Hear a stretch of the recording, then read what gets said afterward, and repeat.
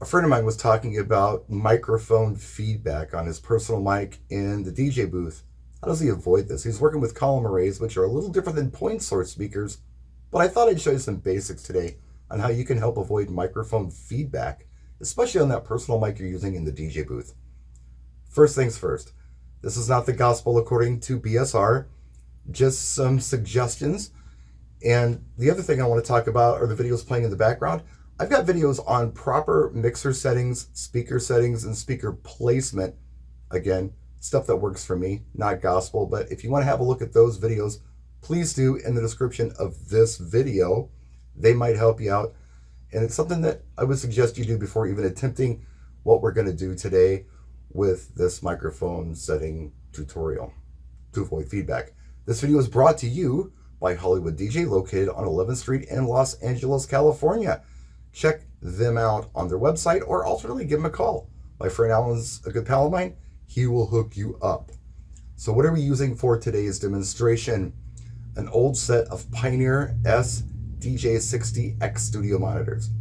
These don't work the same as our PA speakers, but for today's demonstration, it's what we're going to use because they're already set up and I think they'll work just fine.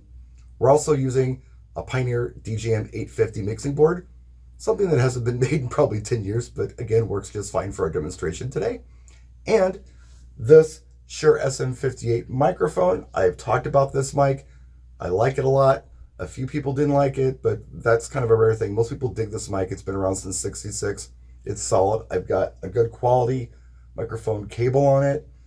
So this is a good mic, I think, a baseline microphone to do this demonstration. Before we go any further, again, it kind of helps if you're not only using the most basic system, where it's a mixing board and speakers, and they're properly set up, but if it's relatively good quality stuff. The lower quality you go on anything, the harder it's going to be to set up sometimes. So consider using good stuff when you're trying to work out the bugs on your system. Sometimes the bugs are just the gear you're using. Other gear might be more forgiving.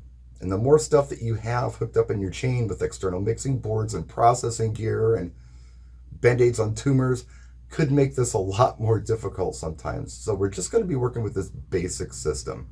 I'm going to turn this microphone on so you can hear it. Got to hit the switch. And the mic is on.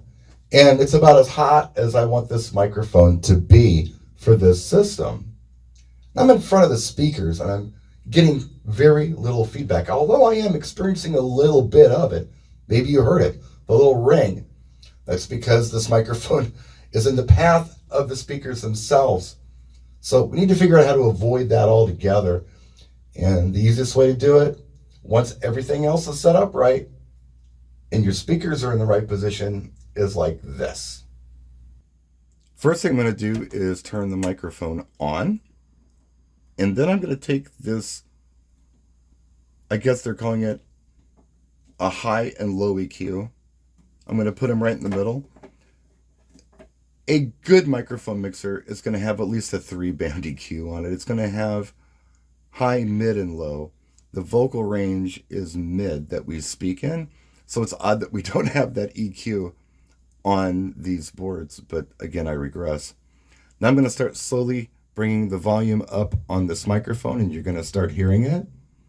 Slowly I bring it up. Also, pay attention to those meters on the main on the far right of your screen and notice where they are. Okay, now see right there?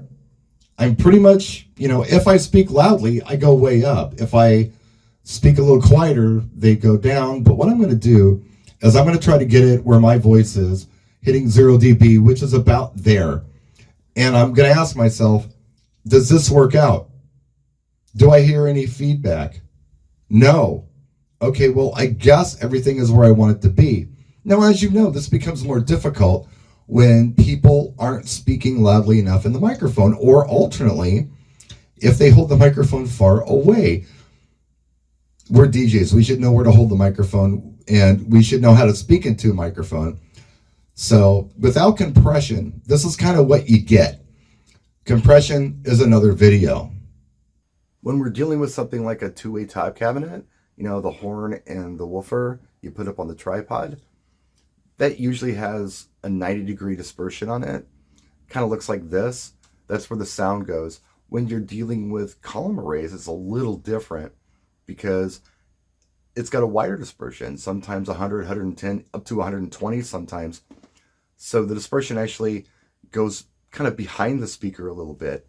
And if that hits your DJ booth, that's when you start getting feedback.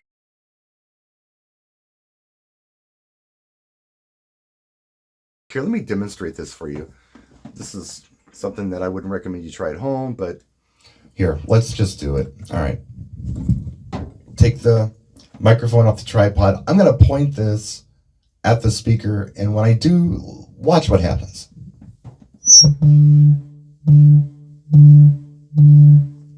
That's not a good thing. Now, the reason we're not getting it here, but we're getting it there, is because, again, these are near field monitors. They're not for long throw. If these were long throw two-way top cabinets and I was this close to it, I couldn't have the microphone set this hot. I'd have to bring it down if I was in front of it. If I was behind it, however, and if I had the speakers positioned right, I wouldn't have to worry about it. Again, everything's got to be set up right. Your mixing board and your speakers have got to be set up right. Not only the settings, but the positioning of them.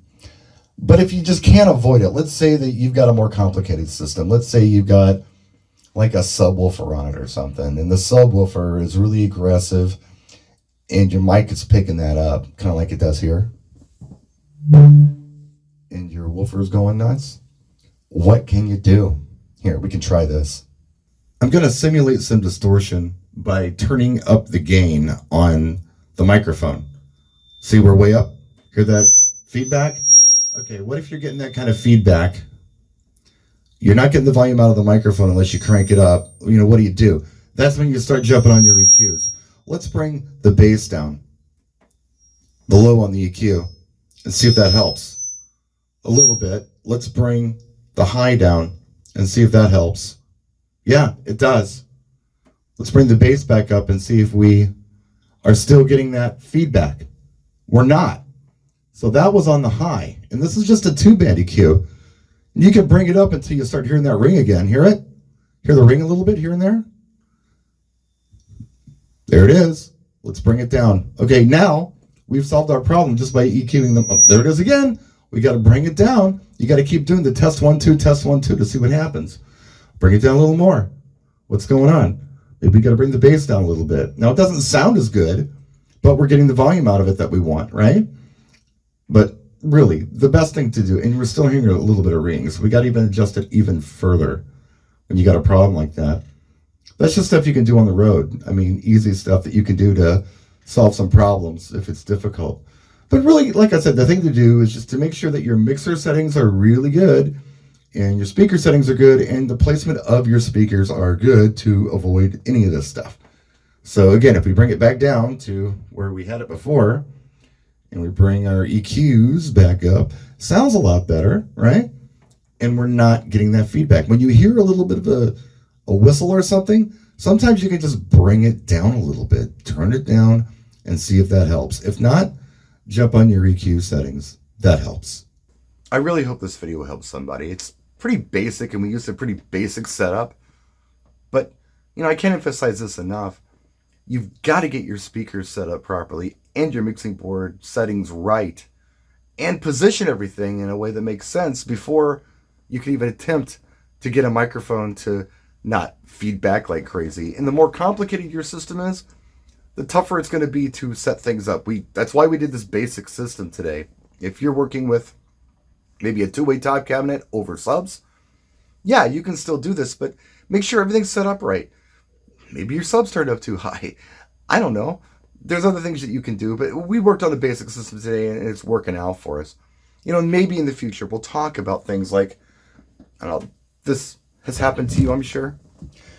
It works fine for you, but you hand this to a guest, the wireless microphone out in the room, and they talk like this and nobody can hear them, or they hold the mic here and talk like this and the rest of the audience is screaming at you, turn it up, we can't hear them.